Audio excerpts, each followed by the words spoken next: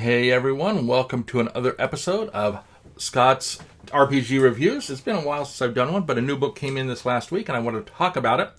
And that's High Noon at Midnight by Bruce Cordell of Monte Cook Games. It's what they call a white book or a genre book written for the Cypher system. Now, if you're not familiar with the Cypher system is what I call an open genre system. It's a generic system designed to run RPGs in any kind of genre that you want. Kind of like GURPS, but obviously it's very rules light. It's supposed to be very flexible and very fast to run. And the core Cypher system book has some basic genres and basic information. And then they release white books, which are detailed genre information for various genres. And there are a bunch of them. There's fantasy, there's science fiction, there's superheroes, there's now I can't remember. Fairy tales.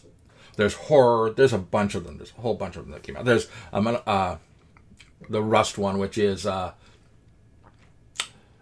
post-apocalyptic. That's what it is. I had to remember. So the latest one is High Noon at Midnight, which is Weird West.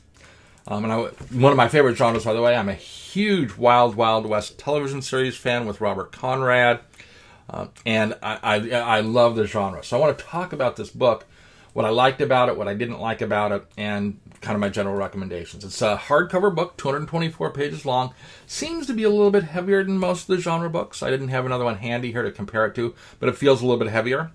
It has 4 sections. It has a world-building section, a character development section, a setting section, and then an adventure section. So 4 big sections, which is really nice. So let's talk about each of those sections at the beginning. The first section of the world building section. This is a really good section of the world building section. It talks about the concept and themes and philosophy centering around the Weird West. It talks about the major topics and what sources you can borrow from, and the types. So you can have like mostly historical. You can say we're going to go history, but we're going to diverge. We can go something really different as well. It talks about the themes you need to have, and things like, do you want to do magic? Do you want to do tech? Do you want to do horror? Do you want to do things like zombies? It goes into a good description of all of these and puts them all together. I think the only thing I would say is I think they stretch the genre a little far. And I guess it depends upon what your theories of Weird West is. They talk about aliens, they talk about the moon, they talk about other planets, and in fantasy they talk about kind of non-Earth type stuff. I think that's a little bit of a stretch. When I tend to think of Weird West, for me, it tends to definitely be Earth-centric, set in the Western United States. That might be my biases, because even that's where I come from. But it does go into those, like, do you want to run Weird West on the moon? Do you want to run Weird West on another planet? Do you want to... It goes into those options. Not very much, but enough that I said, well, that was kind of a waste of space. I'm not interested in that. But other than that, really good stuff in terms of world building. Lots of advice for GMs. It also has some alternative rules in there as well. Things like, okay, you want to run poker, really common thing in the Weird West. If someone has cheating, how do you do a cheating mechanic? If someone has a poker skill, how do you do the poker mechanic? And how do you make it so that it runs faster rather than slower? Because if you've ever played poker, it can take hours. You don't want to run hours worth of poker. You want it to run fast. So they give you really good advice on running games. Good stuff. So that's the opening section. And other rules as well. They give you good information on that. Then they move into the next section, which is about 50 pages. I think it was 46 pages on character creation. If you're not familiar with character creation in the Cypher system, you build characters using three items: type, descriptor, and focus. You create this sentence, it's called the character sentence, which builds out your core stats and core skills for you, and really gives your, not just all your stats, but gives your character good flavor. So on the descriptor side of the foci side, the way they handle it, they said, here are the ones in the core rule book that work, and here are some new ones you can add, and they explain what these new ones are, what the abilities are under each of those descriptors and foci, and do a really good job. They added 2 races in, by the way. They added kind of a robot steampunk-esque kind of race, and they also did an undead race. You could play an undead. Really cool stuff. Then on the type side, This is where I think they fell down just a little bit. So you go to the section on type, and it's only about a half a page long, and it says, here are the types you can have, and it has things like gunslinger and cowboy, and they have a bunch of types. And they say, it's this core type plus this flavor. And flavors are kind of add-ons to types that exist in the core rulebook. But that's all they talk about. And because they did it that way, I felt shorted a little bit, because I really wanted to say, look, if you create a gunslinger type and give me a set of abilities at each tier for that one. Don't grab existing ones and import them in, which is what they did. So give me some really good, meaty flavor type abilities under each type for each tier, which is tier is kind of level. So I think they did great on descriptors and foci. I would have given more effort and more content in type.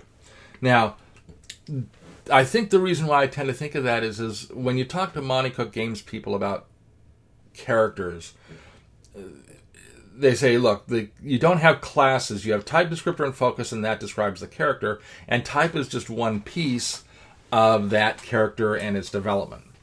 The challenge is that when you talk to players, particular players that come from D&D style backgrounds, or actually most backgrounds, they see type and they say, oh, type is class. And that's your kind of primary thing in terms of creating abilities. It's not entirely accurate. In fact, one could argue it's really not accurate in Cypher system, but it's still something players cleave to and grab onto. And so I think they could have given it more effort. They also go into gear. And also in the settings section, they had monsters and NPCs and all that stuff as well. I forgot to include that. Good stuff. Here you have gear, currencies, all that kind of stuff as well. So good stuff. I said, only I wish they'd had better descriptions of types.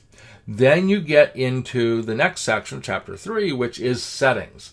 They actually build a world for you. And even if you don't want to run in that world, they give you a general description, a city, a plain section, and then they give you a setting on the moon.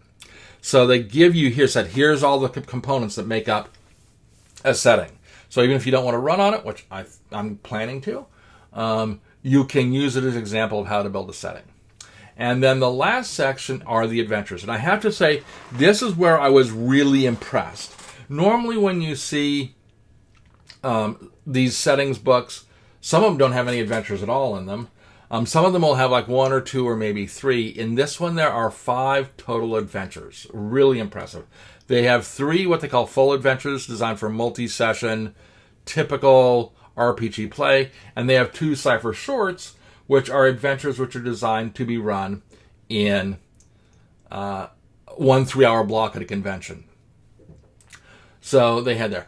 I can't recall whether they had pre-gen characters. I want to look here real quick. Excuse me while I look.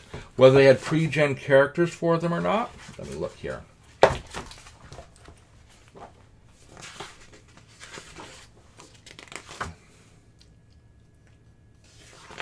Let's see here. 220. I don't see a reference to pre-gen characters in here, which is kind of disappointing. But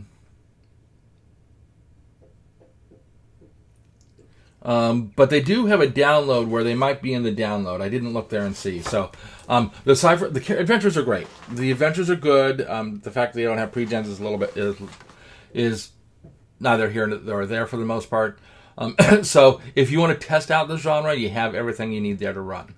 Now, when it comes to character creation, the only other thing I noticed is that on the website, they have a character generator tool, which is really neat if you haven't looked at it.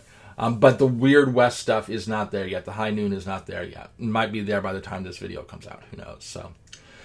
So what do I think of the book in general? It's not my favorite of the books, but it's not my least favorite of the books either. My current favorites of the genre series are the horror section and the horror book and which is I can't remember the name of the horror book, and then the fairy tale book. Those are my 2 favorites.